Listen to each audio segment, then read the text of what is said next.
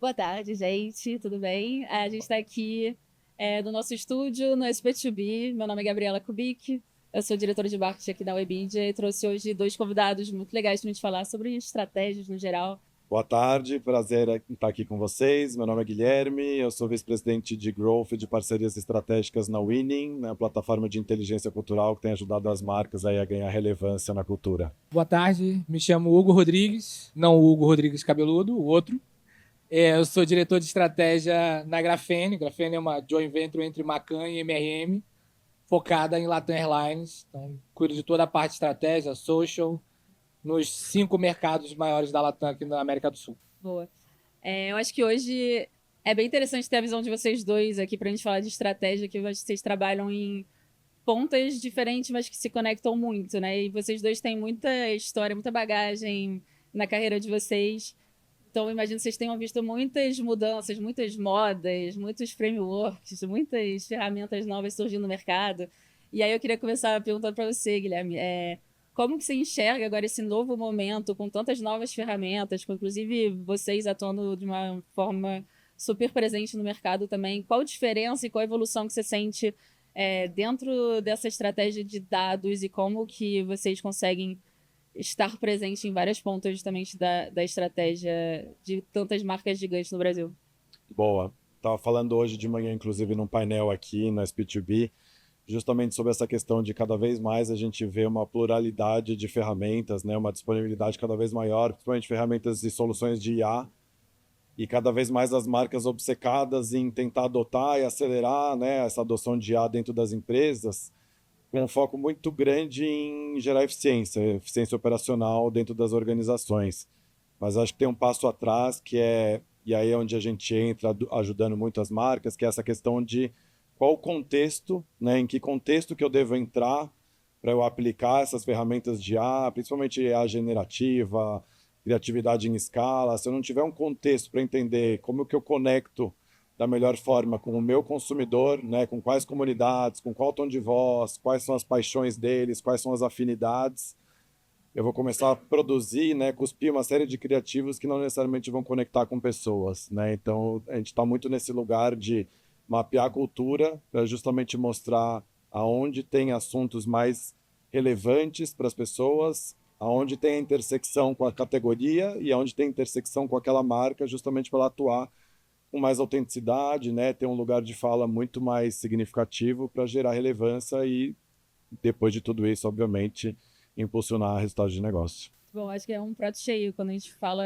agora pro lado do Hugo, assim, de receber, de ter acesso a esse tipo de dados. Acho que, agora olhando mais para você também, vendo também esse tempo de carreira que você tem, eu acho que antigamente a gente olhava muito para as pessoas como um consumidor qualquer, né? Foi evoluindo cada vez mais para ser uma audiência mais qualificada. Hoje em dia a gente fala muito de comunidade, o que falou de paixões, de comunidade, cultura, tudo isso está realmente muito mais conectado e a tendência é ser cada vez mais a gente tem mais granularidade, né, quando a gente pensa nessa estratégia no geral. Como que você sente que isso impacta o desenvolvimento da estratégia do seu dia a dia? Cara, eu amo o simples fato da gente mudar de audiência para comunidade. Porque audiência é passivo, né? Alguém que está ali para te ver. E comunidade é alguém que pertence a alguma coisa. Então, fora toda a parte demográfica que meio que morre, né? O fim da norma, aqueles papos todos de filósofos. Eu gosto muito de como a gente consegue se conectar por paixões, assim. Então, lá na Latam, a gente fala muito sobre passion points e drivers, mas sempre com a paixão, o desejo de viajar. Então, quando a gente está na música, a gente está na música do desejo de viajar. Quando a gente está na gastronomia, é a gastronomia voltada para o desejo de viajar. Então, isso para a gente dá já um leque de comunidades absurdas, que a gente estava falando agora. Corredores. Putz, será que corredores seria um target para uma aerolínea? Pô, porque as pessoas viajam para maratona, as pessoas têm essa cultura. Então a gente consegue olhar para vários outros interesses e colocar a marca para fazer parte daquilo e não simplesmente para falar. Para a gente hoje que recebe todas essas informações, que filtra essas informações e olha para esse lugar de precisamos colocar a marca cada vez mais próxima disso, e é um dos KPIs da Latam, a gente busca muito closeness. Então, para a gente é muito, muito urgente esse lugar de mudar o shift de não é mais audiência, não é mais target, é de fato comunidade e como que eu destrincho a minha campanha nesses lugares. E para onde vai o seu olhar justamente nessa hora de destrinchar e mergulhar num público novo, por exemplo, numa Cara, comunidade? Enfim. Para mim, hoje, como planejamento, é uma das coisas mais gostosas é fazer um grande mapa de campanha, assim. Tipo, eu amo. Porque a gente consegue, em uma só campanha, entender que ela pode fazer parte de muita gente de uma maneira real e ter criativos específicos, não só sobre eficiência de mídia ou eficiência de asset, de fato eficiência dentro da comunidade, que pode ser fazer parte de fato de um grupo de WhatsApp e trazer essas pessoas, ou ter um canal de transmissão, ou de fato estar num evento com palestrantes. Você conseguir fazer isso de uma maneira, ou endomarketing, que é uma outra comunidade que está muito ali e que tem empresa. Eu trabalhei com o Bradesco, tinham 100 mil funcionários, sabe? 95% das cidades brasileiras não tem 100 mil pessoas. O Bradesco tem 100 mil funcionários. Então, cara, tem uma comunidade aqui que consegue criar essa amplificação de campanha. Então, para mim hoje, que o planejamento eu vejo muito colado na mídia, muito nessa trinca mídia, criação e olhar para a campanha de cima, para mim é incrível. E aí, quanto mais a gente traz e entende, pô, preciso de um líder para essa comunidade, preciso de um porta-voz, como que eu entro? Eu tenho mais propriedade? Não tenho? Preciso de um evento para patrocinar? Aí eu acho que começa as discussões mais a longo prazo. Mas eu acho que no olhar para um ano e ver isso, para mim é um grande mapa, que uma campanha que antes era um filme, agora ela se transforma em milhões de assets. É muito legal, acho que essas comunidades também, a gente consegue cada vez mais entender que elas são mescladas, né? Ninguém é só uma coisa, ninguém só se interessa por um assunto. Então você pode correr e gostar de música, né? Enfim, muito provavelmente você vai correr ouvindo música. E é tudo, porque eu falo isso desde Sense8, que a gente acabou o protagonismo. Tipo, sempre falavam isso. Ah, Sense8. Putz, acabou o protagonista. E é isso, a nossa vida é essa. É Copa do Mundo, é bet, é a melhor receita, é a Virgínia, e a gente vai falar de tudo. A pessoa é essa. A marca vai seguir nesse caminho, mas tem que ter autenticidade. Não adianta falar de tudo vazio. Eu vejo que no trabalho de vocês se aprofundam em alguns grandes temas, assim, ao longo do ano, né? Vocês sentem muita diferença nessas tendências de ano a ano, desses big moments que vocês entram, mergulham com mais profundidade? Com certeza. Acho que nosso papel, quando a gente fala em mapear a cultura, é muito entender o que tem latente em cada uma dessas grandes comunidades. E aí a gente faz esse deep dive, né, para entender o que está mais forte, né, o que está reverberando de fato para cada um dos assuntos. Um dos estudos recentes que a gente fez foi do GLP-1, né, das canetas emagrecedoras, que está mudando radicalmente uma série de indústrias, não só de medicamentos. A gente vê que mais de 40% de todo o engajamento relacionado a GLP-1 é de outras categorias que não, né, a questão de medicamentos. Então, tem toda a questão financeira das pessoas se prepararem e se organizarem para conseguir comprar uma caneta, toda a questão de alimentação, a fibra, a proteína, a questão intestinal, enfim, tem várias outras coisas que envolvem impacto, a questão da moda, né, das pessoas estão emagrecendo e aí está tendo uma disruptura ali, né, no modelo de supply chain que não necessariamente estavam preparados para isso. Enfim, tem diversos comportamentos que a gente vai mapeando essas mudanças e esses padrões, e aí com base, né, em toda essa questão de análise de dados e volumetria, a gente vai trazendo esses insights no nível mais granular, né, que a gente chama de nichos culturais, justamente para a gente entender com propriedade, com detalhe o que está acontecendo. Então, toda a frente das canetas na indústria de beleza, putz, que o rosto fica ali chupado, daí as mulheres querem fazer botox. Então, está começando a ter uma demanda crescente de botox. Onde está acontecendo essa demanda? Qual é a sazonalidade dessa cultura de botox? Como que a indústria de beleza, de cosméticos, está aproveitando isso? Se ela tem um produto que ela vai de encontro essa questão da cultura do botox, né, e da flacidez na pele, enfim. Então, é um mapeamento o tempo inteiro, contínuo, né? A gente vai identificando esses picos, né, e essas tendências para ajudar as marcas a criar esses modelos preditivos e se antecipar e se conectar ou não com alguma onda, se ela tem de fato um produto que vai responder como uma solução, ou então ela vai contrapor e vai falar, você não precisa fazer isso, eu tenho já um produto aqui que vai responder sem precisar recorrer a outra coisa. Já tem uma solução para o seu problema, enfim. Então, é mapeamento contínuo, né? Dedo no pulso e curiosidade das marcas e dos marqueteiros de entender o que está acontecendo na cultura, né? E com base nisso, se conectar de forma super específica, né? É um olhar de audiência, não como audiência de massa, mas um olhar de audiência como ecossistema, né? De quais são essas afinidades, quais são essas paixões e como que tudo isso acaba sendo muito volátil, né? E se você não tiver esse olhar muito cirúrgico para entender quais são essas comunidades, quais são esses comportamentos não efêmeros, você vai fazer aquele modelo, né? O One Size Fits All, vai fazer uma grande campanha, veículos de massa e fala para todo mundo, mas não fala com ninguém. Uma dispersão gigante, um mês depois ninguém mais fala daquilo. Ninguém lembra que você perdeu relevância, perdeu conexão. Esse é uma dificuldade geral também do mercado em dados momentos de entender o que vai ser uma tendência que veio para ficar, o que é uma coisa, né, meio TikTok, assim, vai durar 24 horas e acabou. Eu acho que quando você trouxe aqui, você falou de ecossistema e de dados preditivos,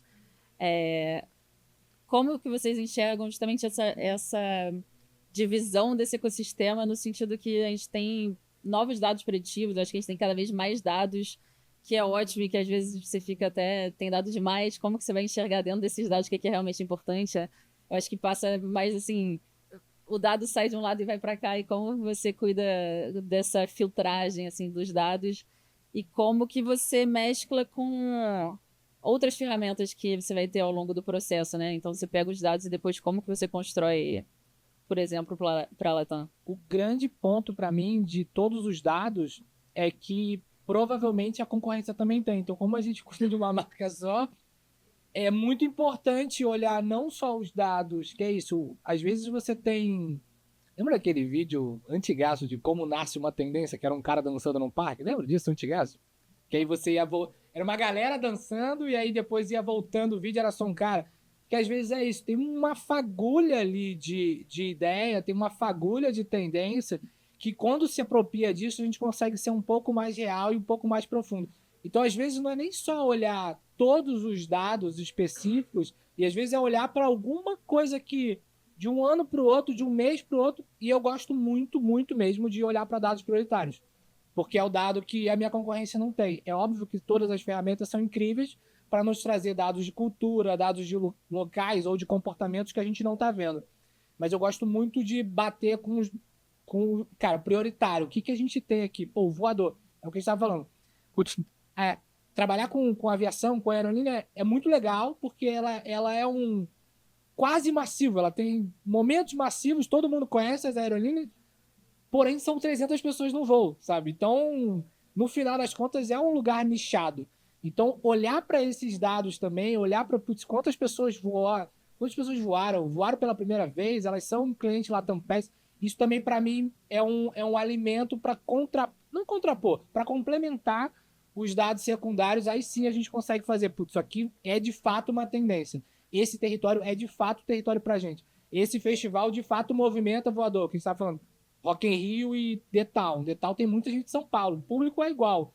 Se eu não me engano, são 500 mil pessoas, são 100 mil pessoas por dia. O público é muito parecido em quantidade. Só que o público de São Paulo já está aqui. O público do Rock in Rio, as pessoas viajam. Putz, mas a pessoa de São Paulo também viaja, ela só não viaja para o The Town. Então, como a gente vai cruzando isso e criando hipóteses? Eu acho que a coisa mais legal da vida é a hipótese. Total. Porra, hipótese é foda. Então, acho que também pra gente olhar para isso e falar, cara, temos todas as informações, mas podemos também arriscar um pouquinho aqui, sabe? Total, tem que ter uma ousadia criativa, né? Também não dá para basear tudo 100% em dados e dashboards. Óbvio que você pega uma hipótese, às vezes vai validar se ela é realmente relevante, mas quando a gente fala de tendência é isso. Às vezes você vê alguma coisa que está começando a surgir e aí a marca realmente, às vezes, tem que ter essa ousadia criativa de apostar, abraçar e fazer o negócio acontecer com consistência, né? E aí isso envolve investimento em conteúdo, né? De você realmente se apropriar daquele território, né? E ter um lugar de fala interessante ali. Então, acho que a ousadia criativa numa é importante para também não ficar 100% bitolado no dado. Sim. Falar quando ninguém tá falando é muito bom, né? Porque é isso, você ganha essa propriedade e quanto mais você tá dentro da categoria, os concorrentes estão ali também. Então, por viagem, todo mundo tá falando de viagem, rotas e tudo. Como que te acha um destino? Às vezes um destino é... Eu amo falar dessas coisas aqui no Brasil, sabe? Todo ano tem um Réveillon diferente. Todo ano.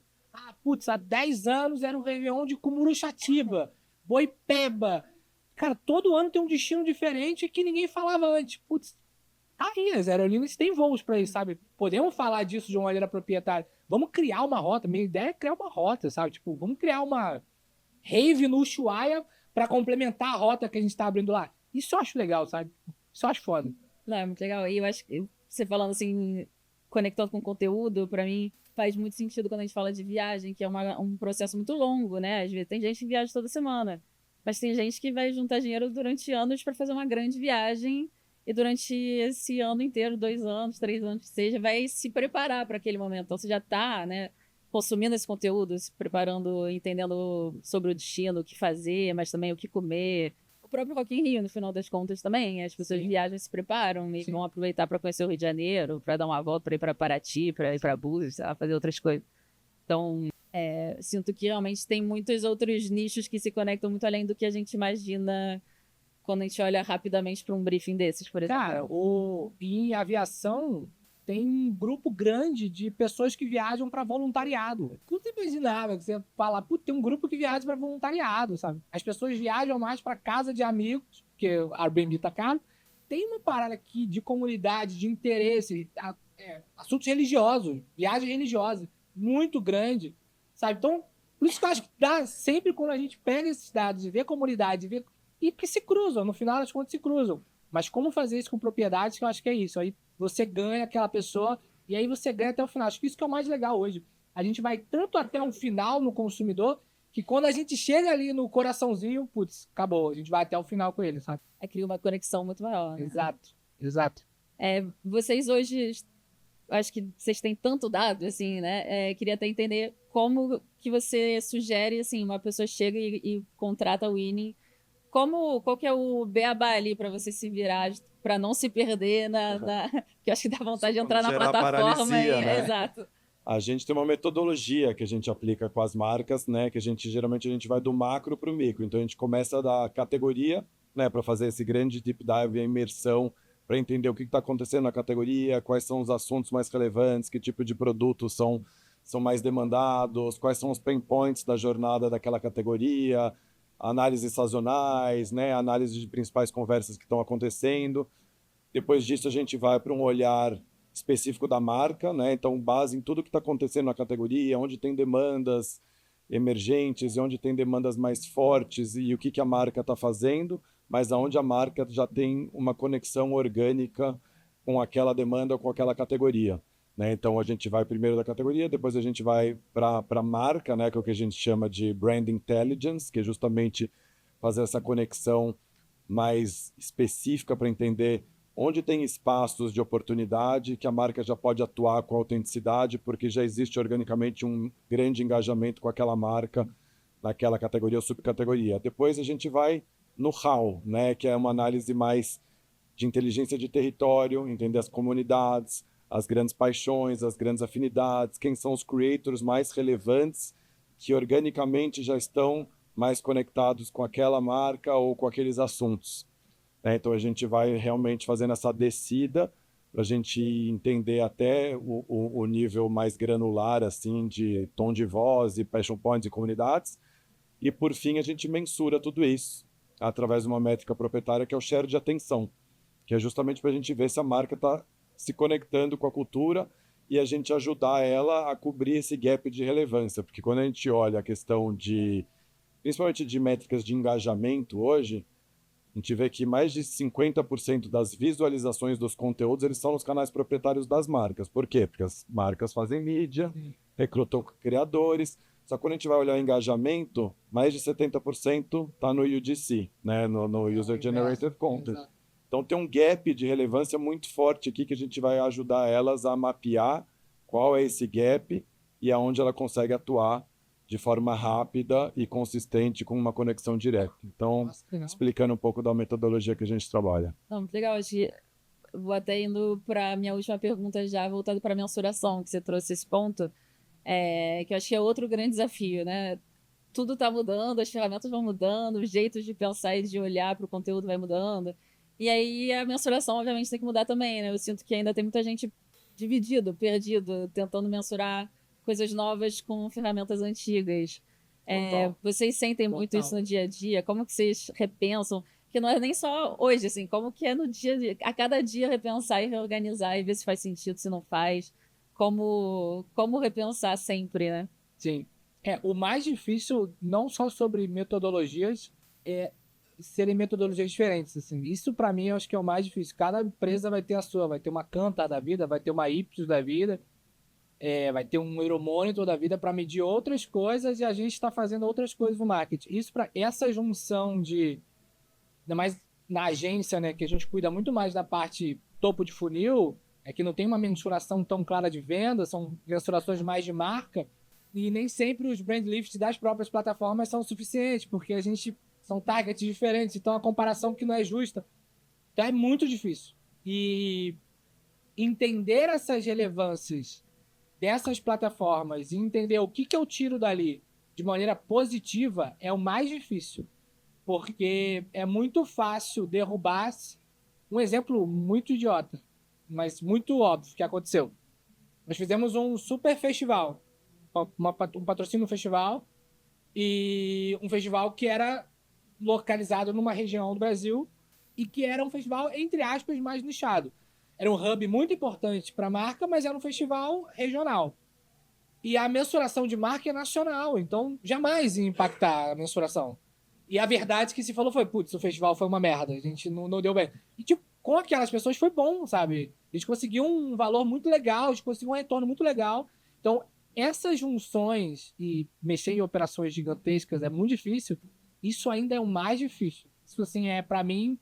E da outra ponta também, todos os brand leads que a gente recebe, como que a gente corrobora, como que a gente comprova. Isso, pra mim, assim, É um desafio em todos os pontos, né? é meio... eu sempre brinco que é um desafio religioso, assim. Tipo, cada religião vai estar certa.